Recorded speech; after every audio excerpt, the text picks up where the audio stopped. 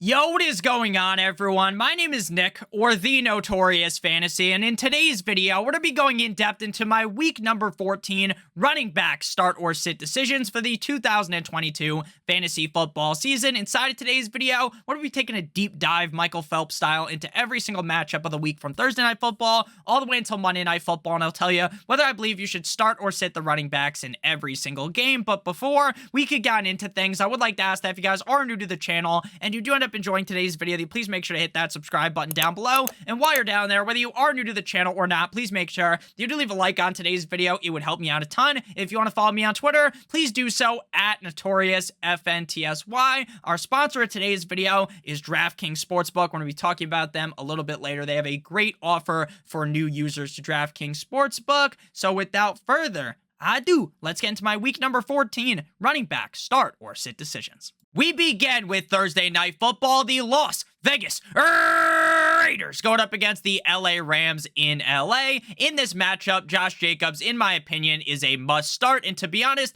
at this point in the season, Josh Jacobs has earned must start category regardless of the matchup that he has. Now, the LA Rams defense definitely looked stout last week up against the Seattle Seahawks. And that is really the first time this season that we saw the Rams actually have a solid defense, which is pretty surprising because last year they had one of the best defenses in the NFL. And even more surprising because they were without Aaron Donald last week. Again, while the defense may be a little bit better, I would be shocked if Josh Jacobs didn't have a great game. Cam Akers is also going to be listed as a start, but he is nowhere near the same echelon of a running back as Josh Jacobs, despite the fact that in many leagues, Cam Akers was drafted ahead of Josh Jacobs. Now, Cam Akers was finally given the workhorse role last week for the Rams, and he paid dividends in that game, scoring multiple touchdowns. Ultimately, here, the Raiders defense is pretty bad, but my trust in Cam Akers is at an all-time low. The team just signed Baker Mayfield, who I doubt will start on Thursday because he just showed up to the team, so playing him on Thursday would be a little bit crazy, but they do use Kyren Williams as well, and in week number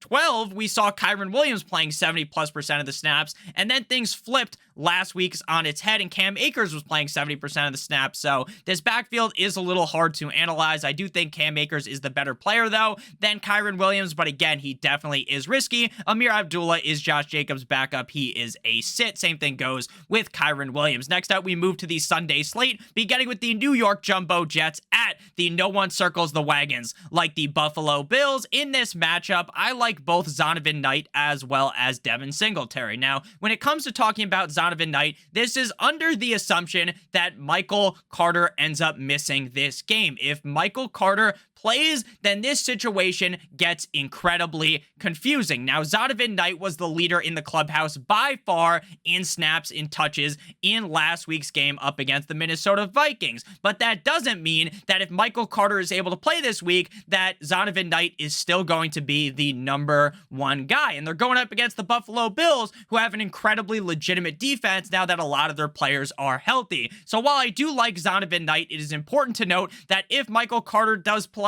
this becomes a situation that would worry me a bunch, the matchup, especially because they're playing up against the Bills. But if Michael Carter misses, I really like Zonovan Knight here. He has looked really solid over the last two games. Devin Singletary is a start, but he's also one of those bottom of the barrel guys. We saw James Cook see a humongous target share, a humongous snap share, I should say, instead of target share, but he did see a decent amount of targets as well in that Buffalo Bills offense. But still, Devin Singletary was able to put up a decent day.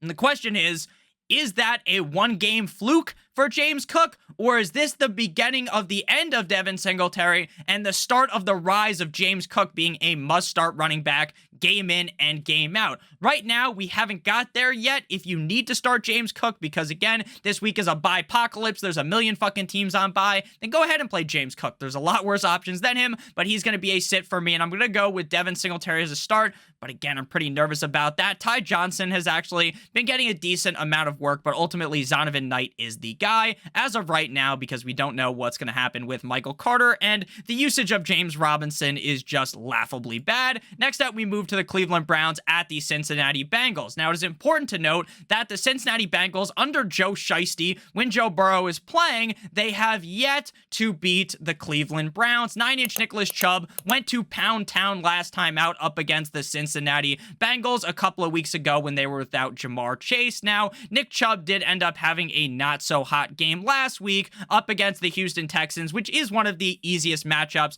for a running back in the NFL, but ultimately, after one bad game, you're not going to panic on one of the best running backs in the NFL. Joe Mixon, I would think, would start this week, but again, he's still not out of the concussion protocol.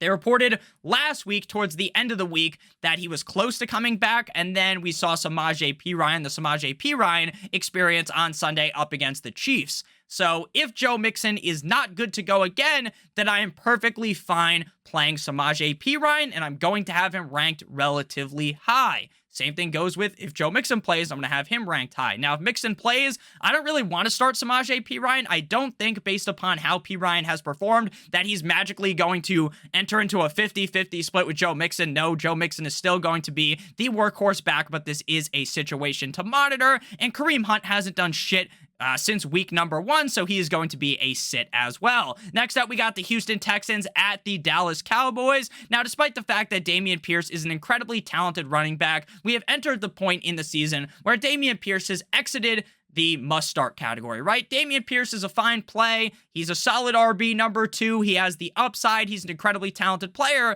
But if this Dare Ogunbowale motherfucker doesn't go away, we're going to continue to be frustrated with Dameon Pierce. And to be honest with you, based upon how we're sitting here week number 14, I don't really see him going away. I still think Dameon Pierce is start-worthy. But again, I'm not going to be talking about how this guy's locked in to be a top 12, top 18 back, because he simply is not. Again, the skill set is there for any given game for him to be the number 1 running back on the week. The biggest issue is Dare Ogunbowale, as well as the fact that this offense is absolute dick cheese. They are so bad at moving the ball. They throw so many interceptions. It seems like the reason why they put Kyle Allen in is not because Kyle Allen is a better quarterback than Davis Mills. It's because Davis Mills might accidentally fuck around and win a game, whereas Kyle Allen doesn't have that in him. Tony Pollard and Ezekiel Elliott are both starts as well. Now, at this point in the season, it is near impossible to figure out which one of these you want to rank over each other.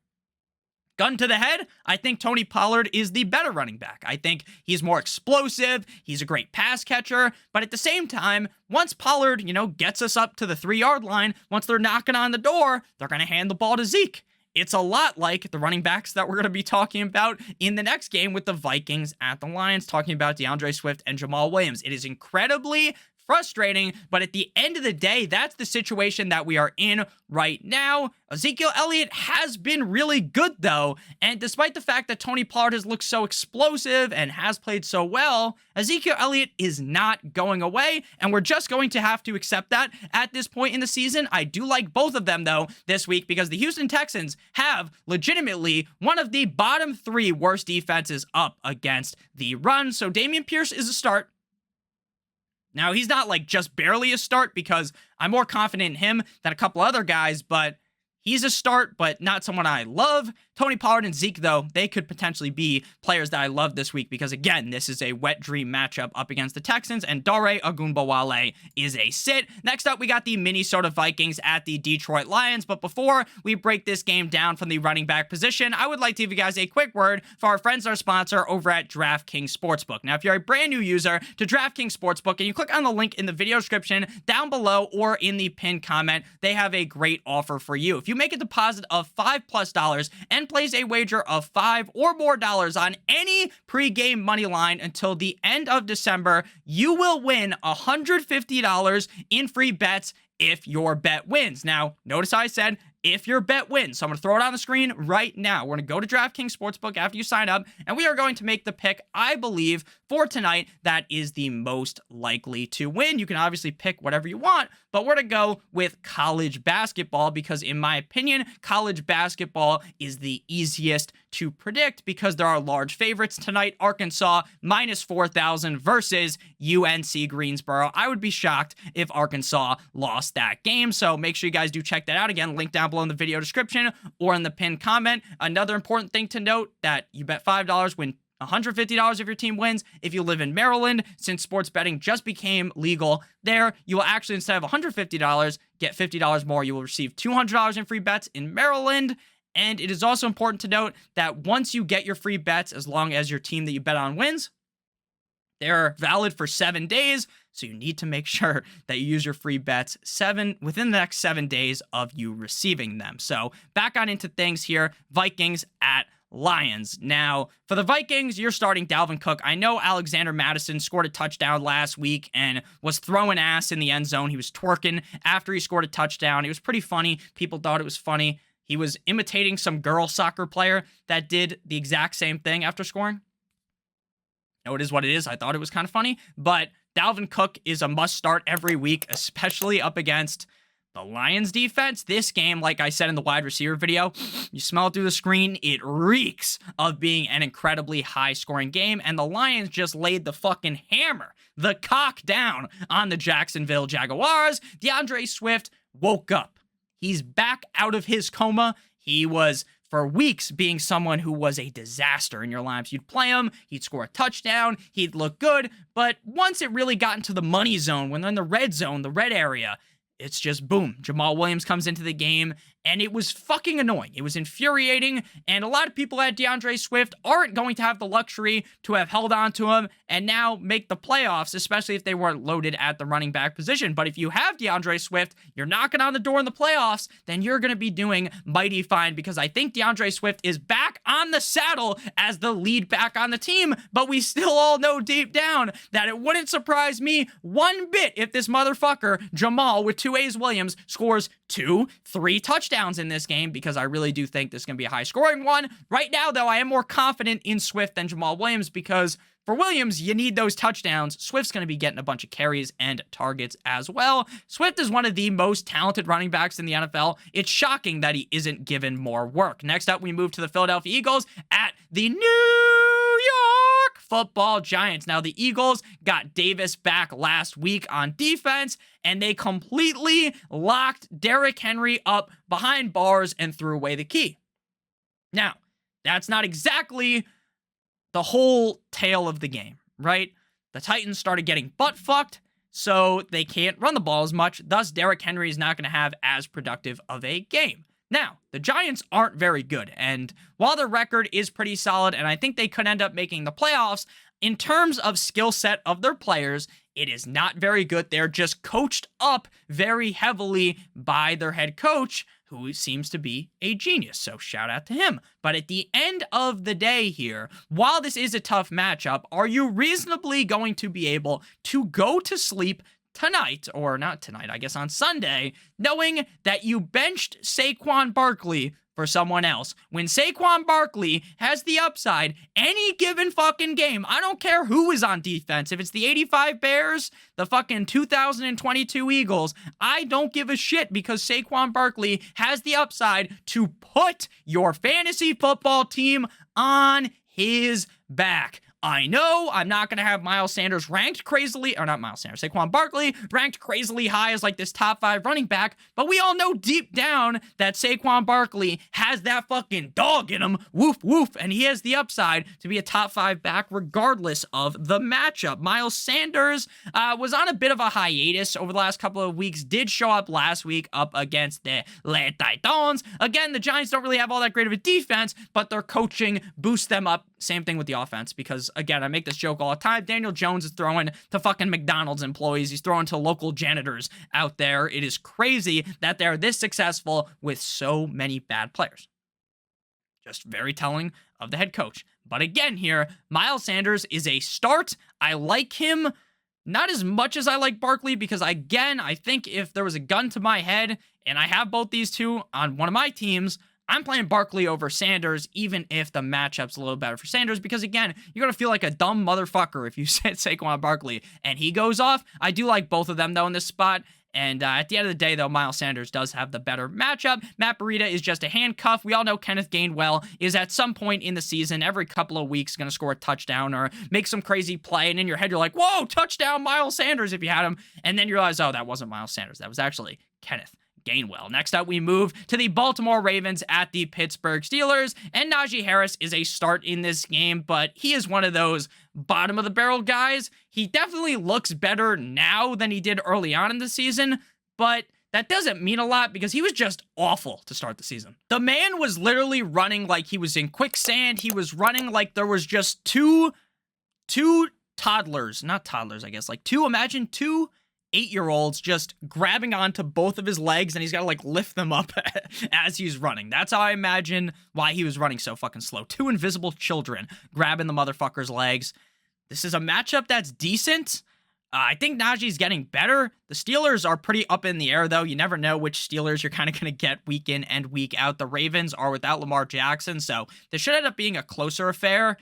Again, Najee Harris is a start, but you're never really putting Najee Harris in your lineup and being like, oh shit, I'm so excited I got Najee. I mean, last year you were, but not this year. Jaylen Warren is a sit. If something was to happen to Najee Harris, knock on wood, then Jaylen Warren would be elevated into really good start situation because Jaylen Warren's probably better than Najee Harris. I don't even think that's a crazy take. Gus Edwards, Kenyon Drake, they're sits. J.K. Dobbins might come back this week. I don't think he actually will, but he could be elevated up to play. If he plays, then you just don't play anyone. If he doesn't play, you don't play anyone either. It could be Gus Edwards, could be Kenyon Drake or Tyler Huntley, could just rush for 1,000,000 yards. Now, the biggest reason why you might want to start Edwards or Drake this week is because, again, I think they are going to look to be more run heavy with Tyler Huntley under center. But there's still a lot of running backs there. It's a bad situation. It's a bad situation. Next up, we got the Jacksonville Jaguars at the Les Titans. The Titans just fired their GM today. There wasn't really given much of a reason why. My best guess is because they traded A.J. Brown to the Eagles, and then A.J. Brown proceeded to kick them directly in the penis last week when the two teams played. Travis Etienne Jr. is going to be a start for me. I know he didn't have the greatest of games last week. The Jaguars lost in a big way, but I think the reason why the Jaguars weren't playing too well and why Etienne didn't play too well is because Lawrence ended up getting hurt, missing time. He was banged up in the second half. I think Lawrence should be more healthy this week. I mean, he can't be less healthy than what we saw last week. I thought his fucking season was over. I thought that was a torn ACL, broken leg. Basically, anything bad that could have happened, it seemed like that happened to Trevor Lawrence. Travis Etienne is going to be a start, though, for me. The Titans' defense is pretty decent, though.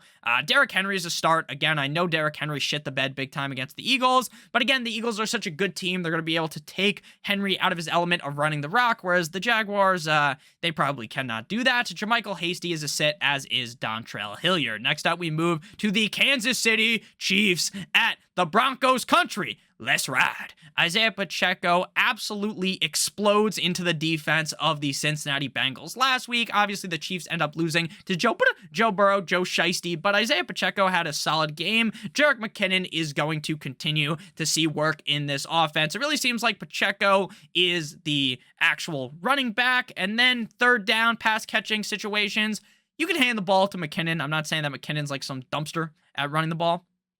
He can, but that's not his specialty. He's going to catch some passes. Pacheco's going to jam the ball down your fucking throat. The Broncos defense is a tough task against the pass. Against the run, they're not as good. I think Pacheco should have a pretty decent game. Not really going to advocate for him to be like a top 10 guy, but again, the defense matchup isn't the best, but I think it is possible because the Chiefs are such a fucking good team that they could be blowing the back out of the Broncos by the end of the first quarter. Let's be honest with you. The Broncos offense is absolutely putrid. Shout out to my boy, Mr. Unlimited. Latavius Murray is going to be a start. Latavius Murray's kind of just 10 plus points in PPR every single week. Now, obviously, that's not going to win you your week, but in a week like this where there's like a million teams on, not every team's on bye, but there's like a million fucking teams on bye, and the running back landscape of every team isn't crystal clear, at least with the Broncos, you know Latavius is going to get the ball. Like, Mike Boone just came back. He's going to work in as well. So it's not like Latavius Murray is Christian McCaffrey or fucking,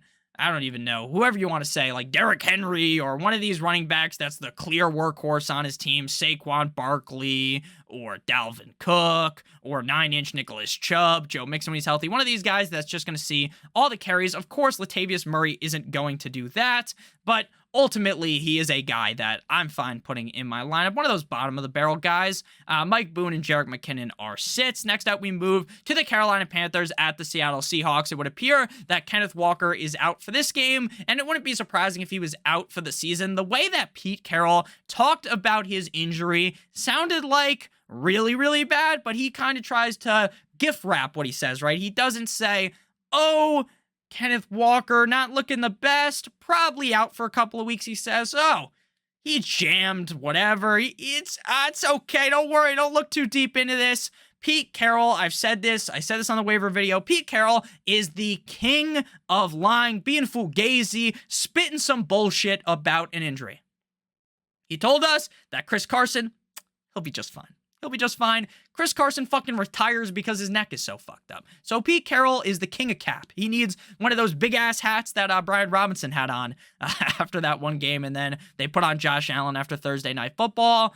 Again, I hope the best for Kenneth Walker. He's a great player. He was looking like a league winner for fantasy football. But to me, again, I'm not a doctor. I'm as much of a doctor as one of the guys you see on the hub, absolutely deep dick some woman. But at the end of the day here, I don't think Walker's playing. I'd be shocked if he played again this season. But again, not a doctor.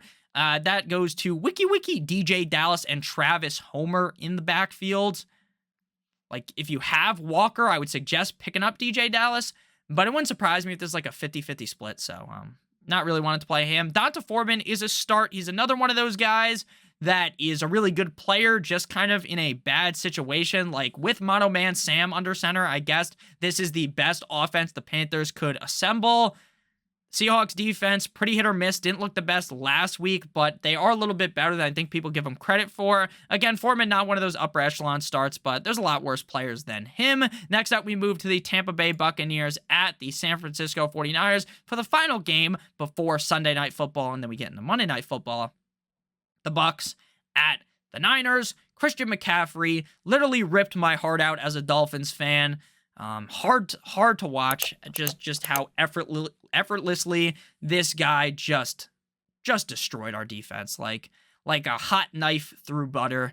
It was incredibly easy, and I knew McCaffrey had that in him. The Dolphins have one of the best run defenses in the NFL, and it didn't matter. McCaffrey, oh man, he took us out behind Denny's and fucking shot us in the back of the head like he was Lenny in a Mice and Men. It was hard to watch. It really was. McCaffrey is so talented.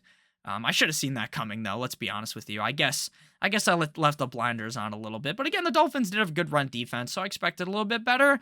Jordan Mason is now the handcuff for him. If you have McCaffrey, you should probably have Jordan Mason, but not a guy you want to start. For the Buccaneers, oh man. It's reported before the game on Monday Night Football. Oh, Lenny Fournette, Uncle Lenny, he's a little banged up. He's not 100%. And then fucking drive one, this guy's in the whole game. Or the whole drive. They're using him a bunch. They're throwing him the ball. Fournette doesn't have the best of the game. White scores the game-winning touchdown because, of course, Tom Brady's going to win the fucking game despite being down by 1 million. Fuck that guy. But everyone had to have known. Anyone who's ever watched football just once knew that Tom Brady was going to win that game, right? Like, it was crystal clear. It was obvious. This is a situation where it's disgusting. The Niners defense is amazing. Rachaad White and Leonard Fournette. I mean, Rachaad White's a more talented player than Fournette, but Fournette's still good enough to get touches.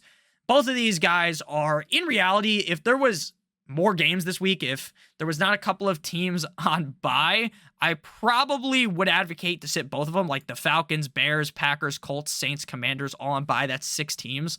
So probably would have been in a scenario where I told you guys to start Rachaad White, but like you really don't want to. This situation fucking sucks. Super annoying. You never really know what's going to happen. Gun to the head, I think I'd start Rachaad White over Fournette, but my opinion might change by the time we make the running back rankings. Next game here, we got Sunday Night football. The Miami Dolphins at the Los Angeles Superchargers. Fins up, baby. The Dolphins just took a loss to the 49ers.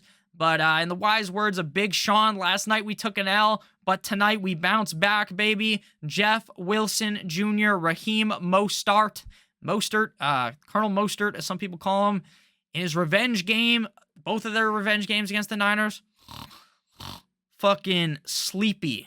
Nap time. Jeff Wilson fucking falls on a pass thrown to him. Tua throws a pick. I fucking launched my remote at my television. Jeff Wilson, bad game. The Dolphins kept throwing. Like, Mike McDaniel, you stupid motherfucker. Like, I love you, Mike, so if you see this, don't think I hate you. I love you deep down, but why the fuck aren't we running the ball? Tua looked flustered. Run the fucking football. It was really frustrating. The Chargers defense sucks absolute donkey cock against the run, so I think the Miami Dolphins are going to take it to him here. They learn their lesson. Run the fucking rock. I trust Jeff Wilson more than I trust Mostert. And that's just a fact because Wilson will be ranked much higher than Mostert.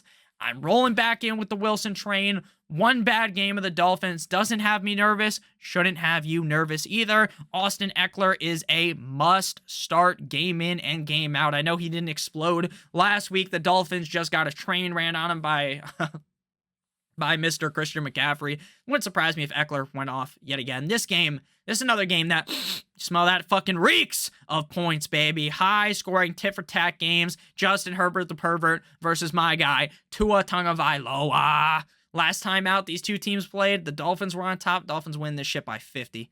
It's going to be 100-50, though, because it's going to be a high-scoring game, you know what I'm saying? So, Joshua Kelly, he's sit. Final game here. We got the Patriots, the New England Deflatriots at the Arizona Cardinals. I don't think Damian Harris is going to play, but put a pin in that. Not a guarantee that Damian Harris misses. If Damian Harris doesn't play, then Pierre Strong, hey, yo, Pierre, you want to come out here?